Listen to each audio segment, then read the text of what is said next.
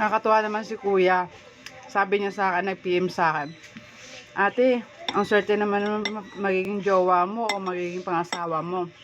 Sabi ko, bakit naman magiging swerte? Sabi niya, kasi, lagi ko daw lulutuan siya. Lagi daw siya makakatikim ng luto ko, ng ganyan. Sagot ko naman sa kanya, hindi siya swerte sa akin kasi magastos ako. Kasi, lagi ako nagluluto.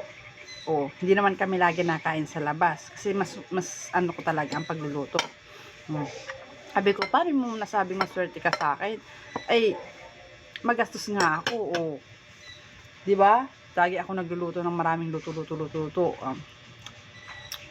Hindi ka, sabi ko, hindi ka maswerte sa akin. Kasi gastador akong magluto.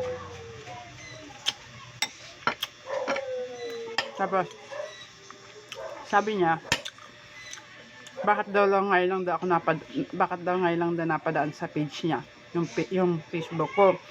Sana nung pa daw, tawa ko ng tawa kasi, sana nung pa daw, nung wala pa siyang asawa.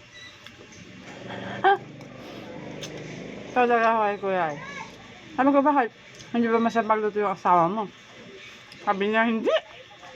Kasi pirma kami nakain sa labas, laging bili. Hindi marunong magluto. Hindi pa ako magluluto. Sabi ko, ay, swerte mo nga talaga pala sa asawa mo. Pero, biglang bawi siya, sabi niya sa akin ay, swerte din ako kasi maalaga siya at mapagmahal. Hindi nga lang siya magaling magluto, pero maasikaso naman siya sa pamilya. Sabi ko, at least, meron din maganda at meron hindi maganda, di ba kuya?